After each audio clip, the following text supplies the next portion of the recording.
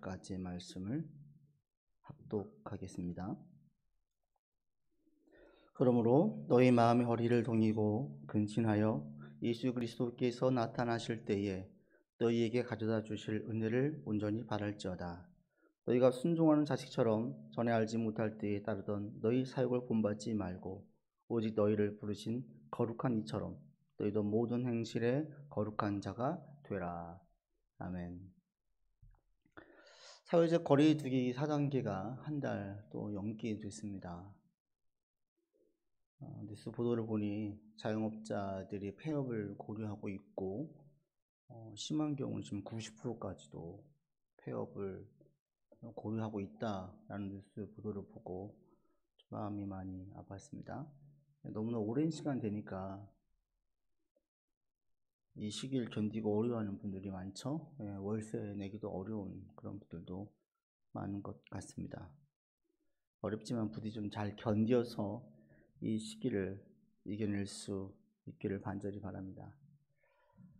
이 위기를 맞이하니까 종종 어떤 얘기를 듣냐면 1997년에 있었던 그 IMF 때의 외환 위기를 얘기하시는 분들이 있어요. 그때를 겪었던 분들은 그때와 지금의 시기를 비교하면서 너무 그때도 힘들었는데 이겨냈다 이런 얘기를 하면서 지금과 비교하고 있어요. 그때와 지금의 가장 큰 차이가 한 가지 있다면 그때는 정말 늦게까지 막 일하고 애썼어요. 고생했어요. 일찍 일어나고 늦게까지 일했어요. 아는 분도 그 얘기를 하시는 거죠. 그 시기를 맞이할 때 4시간 이상을 자본 적이 없다라는 거예요. 그 시기를 견디기 위해서. 근데 지금은 더 어려운 것 같아요. 이 관점에서 보면. 왜냐하면 지금은 일을 더 하고 싶어도 할 수가 없잖아요. 10시 이후로 9시 이후로 일을 할 수가 없으니까 시간이 일을 할 수 있는 시간이 줄어들다 보니까 상황적으로 더 어려운 것 같아요.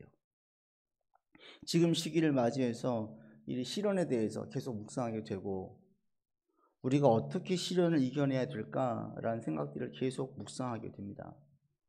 그럴 때 그리스도인들은 이 시련을 어떻게 이겨내야 될까요? 우리가 어떻게 견뎌야 될까요? 성경을 계속 보면 이 바울 서신도 그렇고 오늘 지금 나누고 있는 이 베드로도 보면 그렇고 신약 성경 전체를 보면 우리에게 답을 주는 시련을 이겨내는 방법 2가지를 크게 제시해 주세요. 여러분도 이 방법을 꼭 지키면서 이겨냈으면 좋겠고 계속 제가 사실은 반복해서 말씀을 드리고 있어요. 근데 이게 지금 신약 성경을 썼던 서신서의 배경, 수신자들은 신앙을 지키기 어려웠던, 지금 못지않은, 사실 지금보다 더 어려웠죠. 왜냐하면 믿는 것 자체가 핍박이었으니까. 그런 가운데에 있는 그들에게 편지를 쓴 게 이 신약 성경이잖아요. 서신서들을 쭉 쓴 거예요. 바울이 쓰고 베드로가 쓰고 요한이 쓰고 다 썼어요. 그런데 이 전체 서신서를 보면 크게 2가지를 볼 수 있어요. 다 시련 가운데 그들에게 쓸 때 보면 첫 번째로는 보면 이들이 지금 얼마나 힘든지 이런 얘기를 안 해요. 모든 서신서를 보십시오. 서신서의 첫 번째 부분을 보면 이들이 당면한 문제를 어떻게 해결할지에 대한 답이 없어요. 거기에 대한 조언이 없어요. 그럼 무슨 얘기가 있어요? 첫 번째 쓰는 모든 내용들을 보면 하나님은 누구이신가? 예수님은 누구신가? 우리가 믿고 있는 믿음의 가치가 무엇인가? 영생이 무엇인가? 하나님이 우리를 보호하시는가? 우리를 지켜주시는가? 우리의 상급이 무엇인가? 하나님의 나라가 무엇인가? 이런 교리적인 내용들이 앞에 부분을 다 차지하고 있어요. 신앙생활을 할 때에 어려움이 왔을 때 이 어려움을 이겨낼 수 있는 첫 번째 방법은 뭐냐면 예수가 그리스도임을 밝히지 않는 것, 이 속에 다 포함되어 있다고 저는 보는데 예수가 그리스도임을 계속 선포할 수 있는 것, 확신할 수 있는 것, 확인할 수 있는 것, 이게 시련을 이겨낼 수 있는 첫 번째입니다. 그래서 제가 아침 말씀 묵상 보낼 때마다 요즘 종종 보내는 말씀이 예수가 그리스도이심, 하나님의 하나님 되심을 계속 알리는 말씀들을 보내고 있는 이유가 여기에 있어요. 우리는 시련을 해결하기 위해서 시련에만 집중하기 쉬운데 바울도 그렇고 베드로도 그렇고 요한도 그렇고 전부 다 그들의 시련에 집중하지 않았어요. 제일 첫 번째는 그들의 마음에 집중했어요. 믿음에 집중했어요. 예수님이 그리스도이심을 확신하십니까? 확인하십니까? 그 믿음이 무엇인지, 믿음의 가치를 알고 있습니까? 이런 내용들을 쭉 풀어가고 있어요. 이게 어떤 얘기냐면 이렇게 볼 수 있습니다. 요즘 사업하시는 분들 다 힘들어요. 여기 주변에도 지금 공장들이 많이 있잖아요. 일을 공장을 못 돌린대요. 돌린 공장들이 별로 없어요. 그런데 공장을 돌려도 문제가 뭐냐면 지금 수급이 당장 안 돼서 어려움을 겪는 분들이 있어요. 이게 지금 장기간 되다 보니까 자본이 충분하지 않으면 그냥 흑자구도가 나는 거예요. 일도 있어요. 그리고 수요도 충분해요. 기술도 있어요. 근데 당장 지금 자금 회전이 돼야 되는데 회전이 안 되는 거예요. 당장 매달 나갈 수 있는 기계를 있을까? 또는 뭐 기계 할부가, 또 건물 월세, 직원들 월급 따져보면 작은 자영업자들, 소상공인들 너무너무 힘든 거죠. 이런 분들이 주변에 많죠. 한 분 이런 어려움을 겪은 거예요. 당장 수금이 되어야 지금 이번 달에 다 메꿀 수 있는데 안 된 거예요. 잘못하다가 자기도 부도가 나게 생겼어요. 이런 분이 갑자기 이전에 자기의 기술과 성실함을 믿고 도와주겠다라는 분이 떠오르는 거예요. 힘들면 언제든지 이야기해라. 내가 도와주겠다. 당신의 성실한 것, 기술을 보니까 충분히 당신이 투자할 만한 가치가 있다. 라고 해서 했던 분이 있어요. 기억이 나서 그분에게 연락을 했어요. 제가 지금 이런 상황입니다. 도와주십시오. 근데 그분이 감사하게도 오케이 하고 억대의 수표를 보냈어요. 이런 일이 있을 수 있거든요. 흔치는 않겠지만, 아니면 당장 현실적으로는 은행을 찾아가겠죠. 내 신용으로 대출 얼마나 할 수 있는지. 이런 일이 있을 때에 누군가가 자기한테 도와줄 수 있고, 그리고 심지어는 전화했을 때 오케이 할 뿐 아니라 당장에 수표를 보내줘가지고 자금이 숨통 트이게 만들게 되어지면 어떻습니까? 시련이 있어도, 어려움이 있어도, 지금 자금이 들어오지 않아도 크게 불안해하지 않죠. 초조해하지 않죠. 일단 오케이 사인만 나도, 전화해서 도와줄게 라는 확답만 들어도 불안함이 사라져요. 어떻게든지 계속 메꿔 나가려고 하겠지만 한켠에서는 믿는 구석이 있는 거예요. 이게 바로 그리스도인들에게는 예수가 그리스도임을 계속 고백하는 것과 똑같아요. 예수님이 그리스도이십니까? 예수님이 하나님이십니까? 그분이 정말 나를 책임지십니까? 이 문제로 공든 답이 무너지지 않습니까? 이걸 계속 확신하는 것, 확인하는 것, 이것이 예수가 그리스도임을 고백하는 거고, 힘든 사람이 전화해가지고 저를 도와주실 수 있겠습니까? 라고 묻는 것과 같은 이치예요. 자기를 도와줄 사람이 있다는 사실을 확인하는 순간 두려움은 사라지죠. 고민을 하겠지만, 문제를 해결해야 되겠지만, 여전히 많은 문제가 산적해져 있지만 한쪽에 믿는 구석이 있는 거예요. 우리 그리스도인들에게 예수가 그리스도임을 계속 확인하고 확신하는 게 이와 똑같습니다. 예수가 그리스도임을 확인하고 확신하는 순간 우리 가운데에는 더 이상 두려움과 낙심이 아닌 희망 가운데에서 그 시기를 견딜 수가 있어요. 그래서 평소에 이 부분을 계속 확고하게 하는 것이 중요하고요. 힘들고 어려울 때에는 이 부분을 더욱더 확고하는 게 필요해요. 예수가 진짜 그리스도이신가? 그분이 정말 날 도와주시는가? 이거예요. 성경에 보면 야곱이 이런 경험을 똑같이 합니다. 야곱의 인생에서 크게 두 번의 위험을 겪어요. 한 번은 형 에사우에게 도망칠 때, 그때에 얼마나 심적으로 힘들고 어려웠으면 삼촌 라반을 만났을 때 엉엉 울어요. 이게 야곱이었어요. 또 한 번은 고향으로 돌아올 때, 온 식구들 데리고 고향으로 돌아올 때, 돌아오는 과정 가운데에서 자기 딸이 주변에 있는 사람에게 욕을 보였죠. 그리고 자기 아들들이 이것을 복수를 해서 그들을 죽였어요. 이때 야곱은 큰 두려움을 느낍니다. 왜? 지역에 안 좋은 소문이 나서 그들의 공공이 적이 되어서 자기뿐 아니라 온 식구가 죽을 수 있다는 두려움에 휩싸이는 거예요.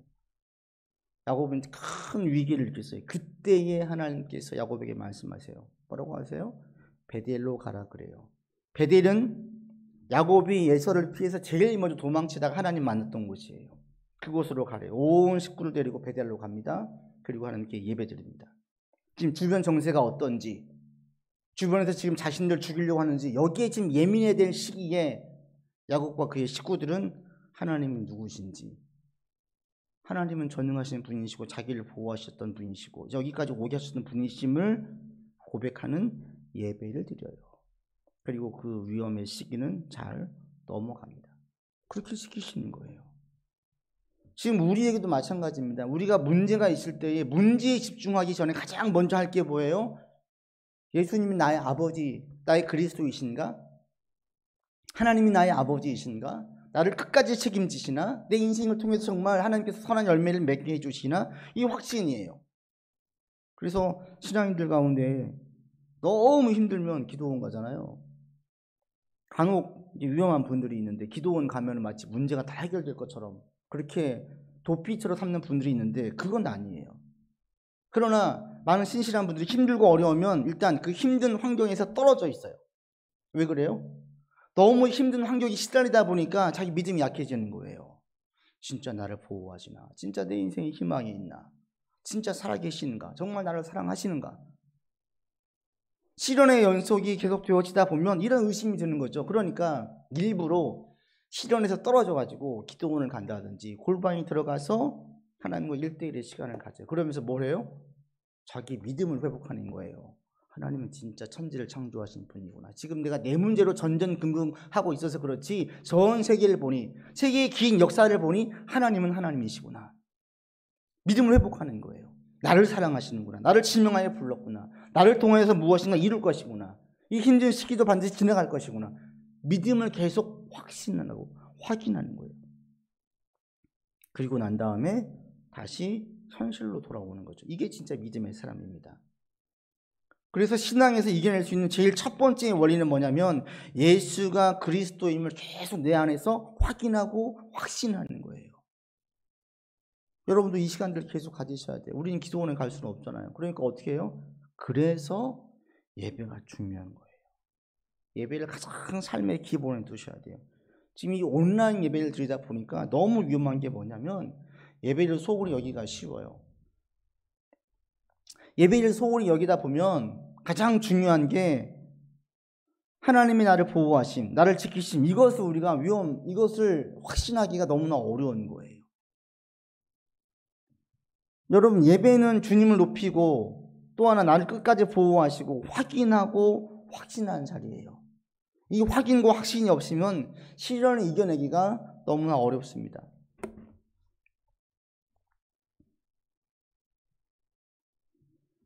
그래서 우리가 예배를 통해서 하나님을 찬양하고 바라보고 높이고 그리고 마음의 안정을 얻고 보호하심을 확신하고 이런 시간들을 계속 가지셔야 돼요. 그래야 여러분들이 시련을 대할 때 바르게 대할 수 있고 믿음으로 시련을 반응할 수 있어요. 그래서 여러분들 있는 자리에서 예배 절대로 소홀히 여기지 마시고요. 예배를 귀히 여기시고 하나님과 함께하는 시간들을 꼭 가지시길 바랍니다. 이걸 단단히 예수님 붙들고 있을 때에 이 시련의 시기를 잘 견딜 수 있고요. 후에 이것이 내게 유익됨을 고백할 수 있습니다. 우리가 지금 이전을 준비하고 있는데 저도 이번에 준비하면서 마음적으로 참 많이 힘들었었어요. 잘 이겨낼 수 있었던 힘이 어디 있을까? 어디 있냐면 과거에 이런 비슷한 유형의 경험들을 믿음으로 이겨냈을 때에 흔들림이 없는 거죠. 하나님 나를 지켜주실 것이다. 나를 보호하실 것이다. 나를 택하셔서 나를 통해서 무엇인가 이룰 것이다. 확신의 제한이 있기 때문에 어떤 힘들고 어려움이 있어도 그걸로 고민은 하지만 거기 가운데 절망은 없는 거예요.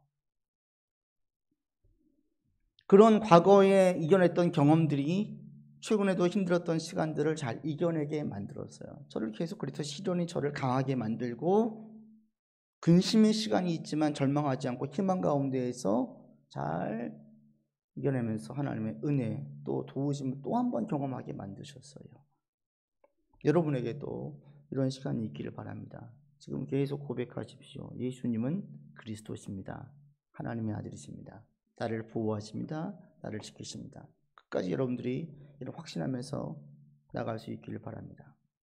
그래서 모든 신약의 서신서를 보면요, 시련이 올 때 제일 첫 번째 당신들이 시련에 대해서 이야기하지 않아요. 예수가 그리스도이시고 우리가 믿는 믿음이 무엇이고 이런 교리 부분을 이야기하십니다. 그 다음에 무엇을 얘기하느냐?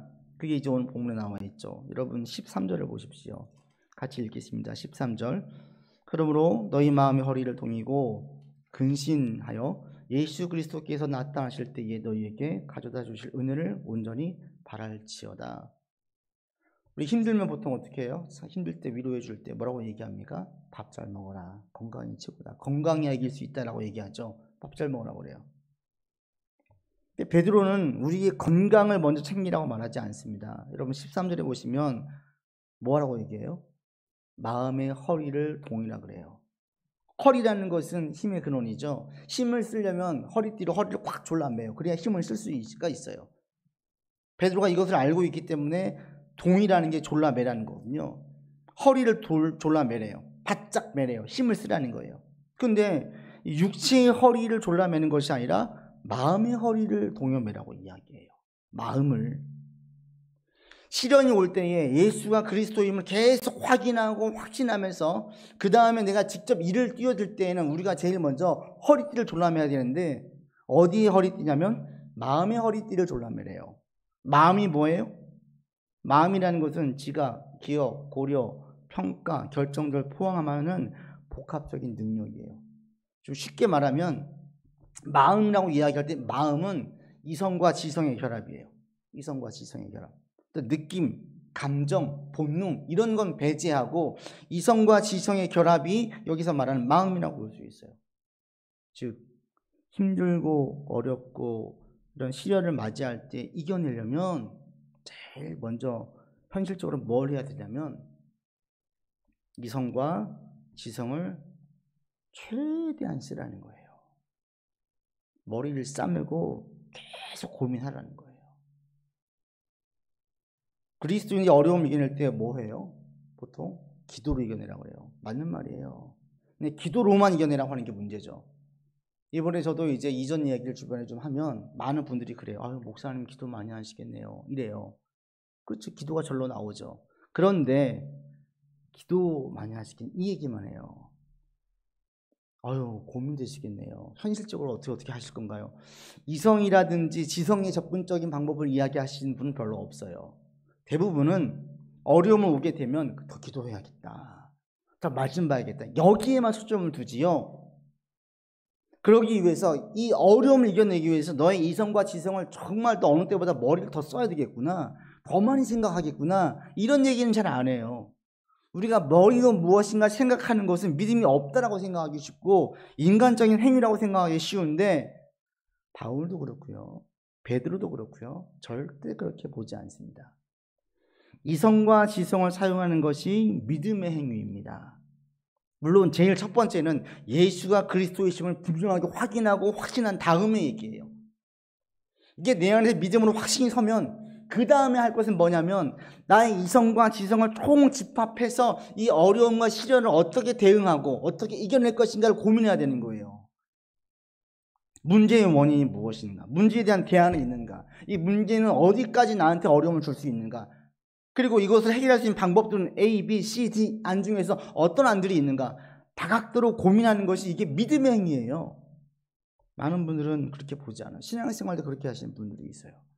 신앙생활도 이성으로 보지 않고 감성으로 하시는 분들이 있어요. 그런데 여러분 그거 아십니까? 신앙은 철저하게 이성으로 출발합니다. 태초에 말씀이 계시나 이 말씀은 감성적인 얘기가 아니에요. 로고스는 대단히 이성적이에요. 천지를 창조하신 하나님 말씀 또한 천지에 대한 이 세상을 보십시오. 얼마나 질서가 있는지. 대단히 이성적이고 대단히 논리적이고 대단히 질서가 있지 느낌과 감정이 아니에요. 느낌과 감정으로 접근할 부분은 어디예요? 그것은 예술 분야예요. 여러분 드라마를 볼 때 너무 지나치게 이성적으로 보세요. 재미없어요. 음악을 들을 때, 미술품을 볼 때 뭘로 봐야 돼요? 머리로 봅니까? 아니에요. 감성으로 봐요. 마음으로 봐요. 감성으로 봐요. 그래야 감동을 주지요. 예술 분야는 감동으로 접근을 해요. 따뜻한 마음, 따뜻한 감정으로 접근을 해요. 그때는 머리를 쓰면 안 돼요. 가슴으로 써야 되는 거예요. 신앙생활은 원리는 첫 번째는 머리를 쓰는 거예요. 어떤 교회는 그래서 특히 이제 은사를 강조하는 교회는 뜨거움을 갈망하다 보니까 뜨거움이 식으면 믿음이 식은 것처럼 마치 은혜를 상실해 버린 것처럼 그래서 제일 첫 번째로 늘 마음이 뜨거워야 되는 것처럼 이렇게 훈련시키는 분들이 있어요. 그런 교회들이 있어요. 그러나 그렇지 않습니다. 첫 번째 중요한 것은 감동이 중요한 게 아니라 이성이에요. 신앙생활 할 때 보잖아요. 그래서 신앙생활을 제대로 잘 하시는 분들은 갈수록 이성이 예민해져야 돼요. 감정으로 접근했다면 사도들은 전도할 때에 드라마팀 만들었겠죠. 그 당시엔 드라마가 제일 활발하던 때였거든요. 베드로는 어느 팀도 드라마팀 만들지 않았어요. 바울이 말하죠. 전도에 밀어나는 것으로. 철저하게 이성으로 출발했다는 사실을 아셔야 돼요. 여러분, 신앙이라는 것은 이성으로 출발하는 것입니다. 이성적으로 나의 시련과 어려움들을 보셔야 되지 감성으로 접근하시면 안 되는 거예요. 그래서 제일 첫 번째, 이성과 지성을 활용할 때의 신앙적인 부분에 있어서도 여러분, 마음의 허리를 동인다는 것이 무엇이냐? 우리의 이성을 사용하고 지성을 사용하는 것입니다. 여러분, 어느 때보다도 지금 이런 생각들, 이런 시간들을 좀 많이 가질 수 있기를 바랍니다. 머리를 자꾸 쓰셔야 돼요. 사고하셔야 돼요. 생각하셔야 돼요. 대안이 무엇인지, 뭐 어떻게 되겠지요? 아니요. 그건 무책임한 얘기예요.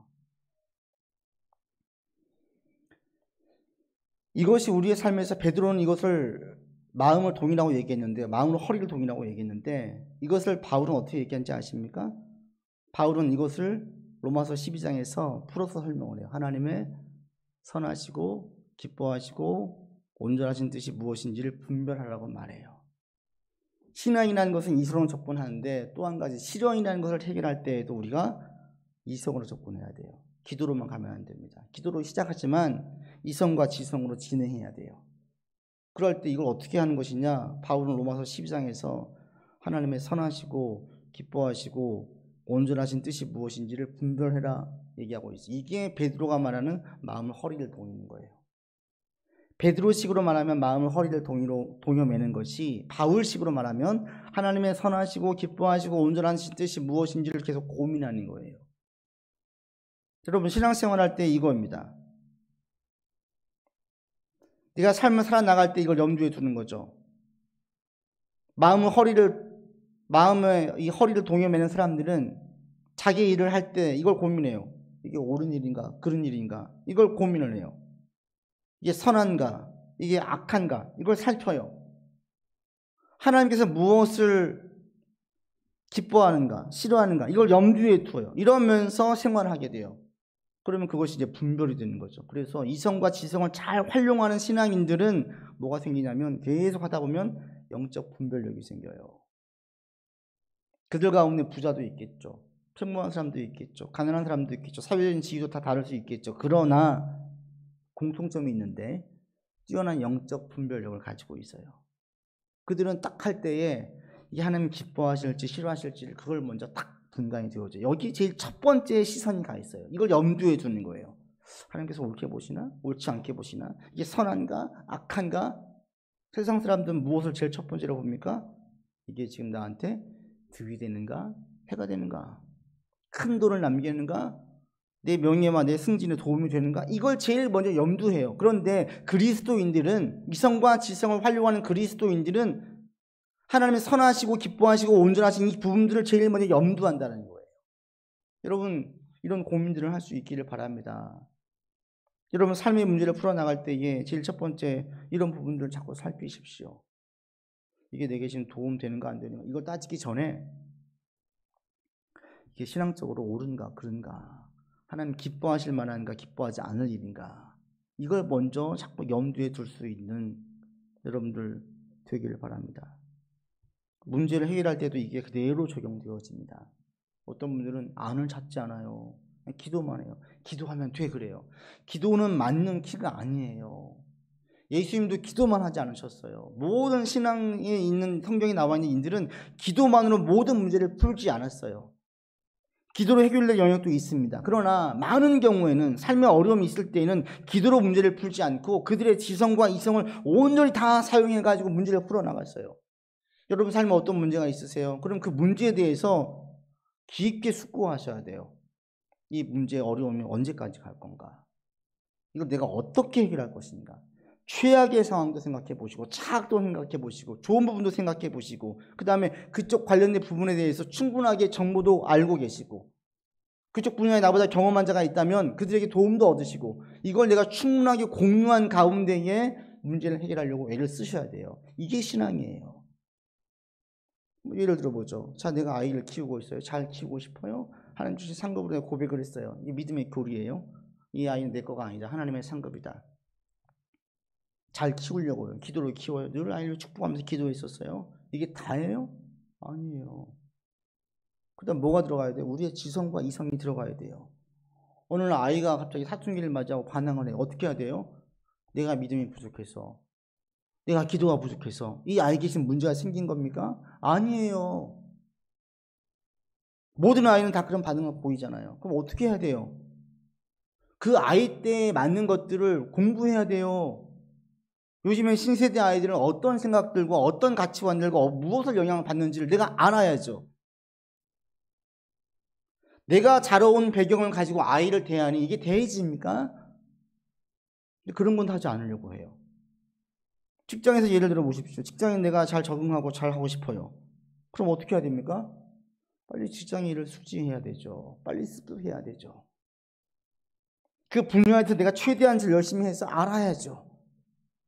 그런 것 없이 기도로만, 믿음으로만 나간다면 이것은 믿음의 행위가, 이성과 지성을 사용하는 행위가 아닌 것입니다. 성경에 있는 모든 사람들은 이 원리를 다 사용했습니다. 이게 진짜 믿음이에요. 제가 이번에 코로나19가 터졌을 때 정말 깜짝 놀랐던 것이 보편적인 기독교 교회들의 대응과 반응이었어요. 신천지는 이단이니까 그렇다고 칩시다. 근데 많은 교회에서, 의외로 많은 교회에서 코로나19가 터졌을 때 믿음으로 접근했어요. 지성과 이성을 사용하지 않아요. 과학적으로 접근하려고 하지 않아요. 믿음이 부족하대요. 믿음으로 접근을 해요. 저는 대단히 놀랐어요. 이만큼 지금 기독교가 지나치게 맹신으로 가고 있다는 사실을 반증한 것들을 우리에게 그대로 보여주었습니다. 여러분, 신앙생활할 때 우리에게 중요한 두 가지는, 첫 번째는 교리예요. 교리. 이게 제일 중요해요. 그 다음 두 번째가 뭔지 아십니까? 우리의 마음을 동요매는 것. 이 두 가지가 계속 훈련되셔야 돼요. 계속 하나님은 내 아버지시다. 나를 지키신다. 보호하신다. 나를 사랑하신다. 내 삶의 모든 것들을 통해서 좋은 선한 열매를 맺게 하실 것이다. 이거에 대한 계속 확신과 함께 나의 지성과 이성을 계속 동원해가지고 이 문제를 어떻게 해결할 것인지를 계속 고민해야 되는 거예요. 이게 계속 훈련되어지면 문제가 생길 때마다 이것으로 접근을 합니다. 성경에 보면 이것을 그대로 자기 몸에 훈련시켜서 이걸 그대로 활용한 자가 한 명 있습니다. 그게 바로 다윗이에요. 다윗이 원치 않는 전쟁에 참전하죠. 블레셋의 왕의 제안으로 자기 민족 이스라엘 죽이는 전쟁에 블레셋 편에 서가지고 참전합니다. 근데 내부적으로 큰 불만이 있었던 것 같아요. 나오지 않지만 계속 다윗도 고민하고 기도를 했겠죠. 결국에는 정말 하나님의 은혜로 전쟁에 참전하지 않고 돌아올 수 있게 되었어요. 근데 돌아와 보니까 자기 모든 식구들이 머물러 있었던 시글락 성이 침노당했어요. 암말렉이 쳐들어와가지고 다 가져가 버렸어요. 그때 다윗도 크게 마음에 상심을 해요. 얼마나 이게 크게 상심이 됐는지 같이 갔던 모든 군사들이 다 울어요. 크게 울어요. 크게 소리내서. 이 울었다는 그 표현을 보면 크게 소리내서 울었어요. 그냥 통곡을 하면서 우는 거예요. 제가 볼 때는 복합적인 감정인 것 같아요. 자신들의 그 처지, 원치 않는 블레셋 편에 살기 위해서 블레셋 편에 서서 이스라엘 죽여야 되는 자신들의 처지, 그리고 지금 이런 처참한 상황 다 울어요. 근데 그 울음이 분노로 바뀌어요. 그래서 함께 있던 그 무리들, 그렇게 다윗에게 충성했던 사람들이 자윗을 죽이자고 얘기해요. 그때 다윗이 어떻게 합니까? 큰 위험을 느낀 다윗이 하나님을 기억해서 갑자기 대안을 제시하는 거예요. 이게 중요한 거예요. 큰일 났다, 이게 아니에요. 다윗이 제일 첫 번째 했던 게 뭐냐면 하나님을 기억했어요. 하나님 나를 기름 부었지, 하나님 나를 지켜주셨지, 여기까지 오게 하셨지. 이 첫 번째 이 기억이 그 다음 뭘로 이어져요? 대안을 제시하는 거예요. 그냥 그들에게 강변하지 않아요. 아니야, 우리 살 수 있어 이라고 얘기하지 않아요. 제사장을 부릅니다. 그리고 하나님께 묻습니다. 하나님, 우리가 쫓아가면 그들을 잡을 수 있을까요? 묻습니다. 그리고 쫓아가요. 다윗이 광야에 있으면서 이것을 계속 고백한 거예요. 하나님, 내게 기름 부었지. 이게 뭐예요? 우리로 말하면 나를 자녀 삼으셨지. 이거 똑같죠. 그 다음 뭡니까? 삶에 있을 때 어떻게 문제를 해결해야 될까? 사울이 나를 죽일 것이니까 다윗은 광야에만 있어야 됐어요. 잠은 광야에서 잤어요. 사방이 터져 있는 곳. 계속 사울이 어디 있는지 정보를 들어야 됐어요. 한동안 있다 보니 안 되겠어요. 결국 블레셋으로 들어갔어요. 계속 고민하는 거예요. 신앙은 이성과 지성을 계속 활용하는 것이지요. 다윗이 이게 계속 되어 있다 보니까 자기가 죽을 위험에 처하자 첫 번째 하나님을 기억해서 힘을 냈어요. 그 다음 두 번째 바로 대안을 제시해요. 그럼 어떻게 해야 될까? 이성을 쓰는 거예요. 여러분 삶에 지금 어떤 문제가 있습니까? 혹시 기도만 하고 계시지 않습니까? 기도하지 않는 것도 가장 큰 문제고요. 제일 첫 번째는 기도해야 돼요. 제일 첫 번째, 하나님 나의 아버지이심을 계속 믿음으로 고백하셔야 돼요. 나를 끝까지 지키실 것이라는 확신이 있어야 돼요. 그 다음에 두 번째가 뭐예요? 여러분 그 분야에 대해서 충분히 숙지하셔야 돼요. 거기 시장이 어떤지, 거기 상황이 어떤지, 거기서 내가 살아남기 위해서 내가 어떻게 해야 되는지 고민하셔야 돼요. 되겠죠. 보호하시겠죠. 이것은 좀 무책임한 얘기예요.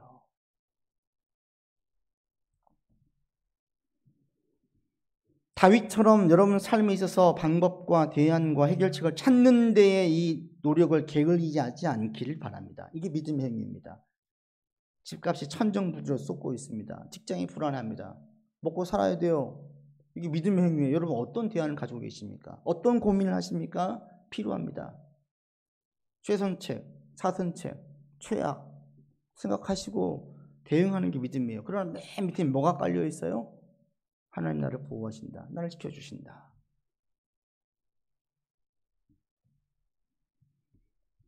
말씀은 맺습니다. 여러분 지금은 어른 때보다 우리 이성과 지성을 사용해서 현실을 바라보아야 할 때입니다. 하나님의 신뢰 속에 나를 사랑하십니다. 나를 보호하십니다. 지키십니다. 상 주실 것입니다. 이 믿음에 근거한 속에서 이성과 지성을 열심히 사용하는 한 주 되어야 됩니다. 여러분 이번 한 주 사실 때 여러분 이성과 지성을 최대한 활용할 수 있길 바랍니다. 그래서 이성과 지성으로 나의 시련을 바라보시고 다각도로 생각해 보시고 다양한 방법을 찾으시고 그 가운데에 최선을 다하면서 성실하게 살 수 있는 여러분 되기를 바랍니다. 그리고 베드로가 여기에서 마음을 동요매고 하면서 한 가지를 더 붙였죠. 뭐예요? 근신이에요. 근신. 자기 일에 소홀한 사람들 하나님은 그들 통해서 일하지 않습니다. 최선하라고는 하진 않아요. 그러나 우리가 자기 맡은 바 일에 대해서는 충성할 줄 알아야 돼요. 이번 한 주 답을 잘 모르겠습니까? 그러면 충성하세요. 맡은 바 일, 지금 해야 될 일, 그 일을 내가 할 수 있는 한 최선을 다하시는 거예요. 충성하는 거예요. 이게 쌓이고 쌓이다 보면 하나님께서 이 결과물을 사용하시고 이런 경험과 나의 기술들을 사용하셔서 하나님의 일을 이루어 가십니다. 이번 한 주도 나를 보호하시고 사랑하시고 지키시고 선한 길로 인도하실 것을 믿으시면서 최선을 다하는 한 주 되기를 주 이름으로 권면드립니다. 기도합시다. 하나님, 우리의 삶에 큰 시련이 있습니다.